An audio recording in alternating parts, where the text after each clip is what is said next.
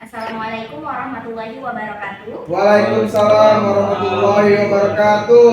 Kami dari kelompok 5 ingin mempresentasikan hasil kami mengenai analisis manajemen modal kerja, manajemen kas, manajemen piutang, manajemen persediaan, dan juga manajemen kebijakan dividen di PT Unilever Indonesia. Baiklah, kelompok 5 terdiri dari 3 anggota. Yang pertama yaitu Hermiani, yang kedua saya yaitu Nabila Putri Arinda, dan yang ketiga yaitu Nahdia Zafani. Selanjutnya materinya akan dibawakan oleh Nahdia. Pada Nahdia dipersilakan. Baik, saya akan melanjutkan materinya. Latar belakang. PT Unilever Indonesia Tbk adalah sebuah perusahaan multinasional yang bergerak dalam industri FMCG yang memiliki sejarah panjang dalam produksi berbagai jenis produk konsumen seperti makanan, minuman, perawatan pribadi, dan kebersihan. Sebagai salah satu pemain terbuka dalam industri ini, PT Unilever Indonesia menghadapi sejumlah tantangan dalam manajemen modal kerja, kas, piutang, persediaan, dan kebijakan dividen. Manajemen modal kerja adalah salah satu aspek kunci dalam menjalankan bisnis dengan sukses. Modal kerja yang efisien memungkinkan perusahaan untuk menjaga likuiditas yang memadai untuk membiayai operasional sehari-hari dan pertumbuhan bisnis. Sementara itu, manajemen kas dan piutang memainkan peran penting dalam menjaga arus kas yang stabil dan mengelola kewajiban perusahaan. Terakhir, manajemen persediaan merupakan faktor krusial dalam menghindari biaya penyimpanan yang berlebihan sambil memastikan ketersediaan produk untuk memenuhi permintaan pelanggan.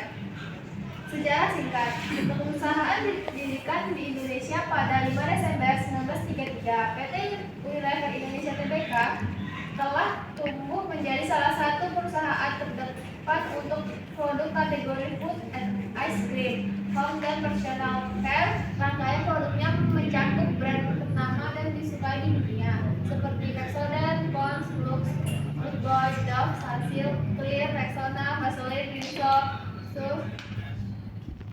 Di tahun 2008, Perseroan memperingati 75 tahun keberadaannya di Indonesia.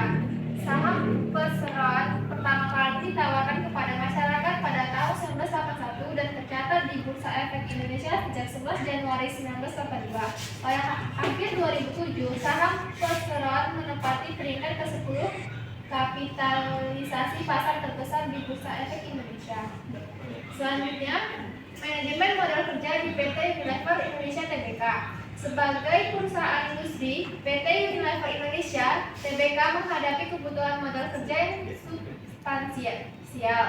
Modal kerja ini digunakan untuk berinvestasi dalam bahan baku, barang dalam proses, dan barang jadi. Pentingnya modal kerja terlihat dalam keseimbangan antara memastikan likuiditas yang memadai dan menghindari dana yang menganggur. Jika jumlah aktiva lancar terlalu kecil, perusahaan berisiko menghadapi situasi likuiditas yang tidak menguntungkan, di mana kewajiban lancar melebihi aktiva lancar. Sebaliknya, jika aktiva lancar terlalu besar, perusahaan dapat mengalami kas dan dana yang tidak digunakan secara optimal. Manajemen kas ini merupakan kegiatan pengumpulan dan pengelolaan terhadap penggunaan kas. Kegiatan ini dilakukan guna menyiapkan atau merencanakan kebutuhan jangka pendek maupun jangka panjang. Manajemen kas ini bertujuan untuk menilai likuiditas pasar, arus kas, dan investasi. Oleh karena itu, manajemen kas berpengaruh dalam mekanisme pengoptimalan proses keluar masuknya kas. Selanjutnya, di sini ada gambaran mengenai arus kas di PT Unilever Indonesia,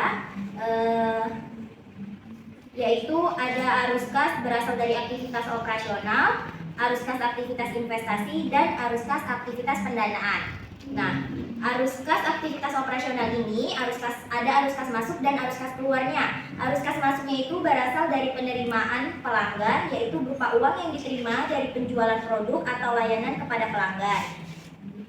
Selain itu, arus kas masuknya juga berasal dari penerimaan penghasilan keuangan, yaitu arus kas tambahan dari pendapatan keuangan seperti bunga atau dividen. Selanjutnya, arus kas keluar dari aktivitas operasi, yaitu berasal dari pembayaran kepada pemasok, berupa uang yang dikeluarkan untuk membayar pemasok atas bahan baku atau layanan. Selanjutnya, kegiatan pembayaran remunerasi direksi dan karyawan, berupa pengeluaran untuk membayar gaji dan tunjangan direksi juga karyawan. Selanjutnya, pembayaran imbalan kerja jangka panjang berupa uang yang dikeluarkan untuk imbalan jangka panjang termasuk pensiun dan non-pensiun. Selanjutnya, pemberian kembalian atau penerimaan pinjaman dari karyawan, yaitu berupa uang yang dikeluarkan atau diterima terkait pinjaman kepada karyawan. Selanjutnya, pembayaran untuk beban jasa dan royalti berupa pengeluaran untuk membayar beban jasa dan royalti kepada pihak ketiga. Selanjutnya, pembayaran biaya keuangan berupa pengeluaran untuk membayar biaya keuangan termasuk bunga. Dan yang terakhir yaitu pembayaran pajak penghasilan badan berupa pengeluaran untuk membayar pajak penghasilan kepada badan. Selanjutnya yaitu arus kas dari aktivitas investasi. Arus kas masuknya berasal dari hasil penjualan aset tetap berupa uang yang diperoleh dari penjualan aset tetap tersebut. Contohnya seperti penjualan mobil, contohnya seperti penjualan gedung atau tanah. Selanjutnya, arus kas keluar dari aktivitas investasi, yaitu perolehan aset tetap berupa pengeluaran untuk membeli aset tetap baru. Selanjutnya, arus kas dari aktivitas pendanaan. Arus kas masuknya berasal dari pinjaman bank, seperti uang yang diterima dari penerimaan pinjaman. Selanjutnya, arus kas keluar berasal dari pembayaran liabilitas sewa berupa pengeluaran untuk membayar sewa. Selanjutnya yaitu kas dan setara kas di PT Unilever Indonesia Tbk mencakup sumber daya finansial yang sangat likuid, termasuk kas, rekening bank, dan deposito jangka pendek dengan jatuh tempo kurang dari 3 bulan. Komponen ini memberikan gambaran tentang ketersediaan dana perusahaan dalam waktu singkat. Melibatkan kas dan setara kas dalam analisis keuangan sangat penting karena memberikan wawasan mengenai kemampuan perusahaan untuk memenuhi kewajiban jangka pendeknya. Ketersediaan dana ini memainkan peran krusial dalam mendukung operasional sehari-hari, membayar pemasok, dan menjaga kestabilan keuangan. Oleh karena itu, pemantauan yang cermat terhadap komponen kas dan serta kas perusahaan menjadi esensial dalam manajemen keuangan PT Unilever Indonesia. Itu mengenai manajemen piutang di PT Unilever Indonesia. PT Unilever Indonesia mengelola piutang usahanya dengan pendekatan yang cermat. Pada saat pengakuan awal, piutang usaha diukur berdasarkan harga transaksinya dan selanjutnya diukur dengan menggunakan biaya perolehan diamortisasi, terutama jika dapat pendiskontuan signifikan. Proses ini melibatkan metode bunga efektif dan diimbangi dengan pengurangan provisi atas penurunan nilai yang mungkin terjadi. Penghentian pengakuan piutang usaha terjadi ketika hak kontraktual atas arus kas dan piutang tersebut kadaluarsa, menandakan transfer aset dan seluruh resiko dan manfaat kepemilikan kepada pihak ketiga. Manajemen piutang seperti ini membantu PT Unilever Indonesia dalam mengoptimalkan pengelolaan aset keuangan, meminimalkan resiko, dan memastikan ketepatan nilai piutang usaha dalam laporan keuangan perusahaan. Baiklah, materi selanjutnya akan dijelaskan oleh teman saya Hermina. PT Unilever Indonesia Tbk. PT Unilever Indonesia Tbk menerapkan kebijakan pengukuran persediaan dengan memperhatikan prinsip nilai terendah antara biaya perolehan dan nilai realisasi itu. Dalam konteks ini, perusahaan menggunakan metode rata-rata bergerak untuk menentukan biaya perolehan barang jadi dan barang dalam proses. Biaya tersebut mencakup biaya bahan baku, biaya tenaga kerja terkait produksi. Nilai realisasi neto persediaan diestimasi dengan memperhitungkan harga jual dalam kegiatan usaha rutin, dikurangi estimasi biaya penyelesaian dan biaya yang diperlukan untuk melakukan penjualan. Untuk mengantisipasi persediaan hutang atau tidak lanjut, PT Unilever Indonesia Tbk membentuk provinsi berdasarkan estimasi penggunaan atau penjualan di masa mendatang. Pendekatan ini membantu perusahaan dalam manajemen persediaan memastikan bahwa nilai tercatat mencerminkan nilai yang dapat direalisasikan, serta mengelola risiko persediaan yang mungkin tidak laris atau usang. Selanjutnya yaitu manajemen kebijakan dividen PT Unilever Indonesia Tbk. PT Unilever Indonesia Tbk memiliki prosedur yang terstruktur dalam pembagian dividen kepada pemegang saham perseroan. Dividen final diakui sebagai liabilitas setelah mendapat persetujuan dari pemegang saham perseroan dan diumumkan kepada publik.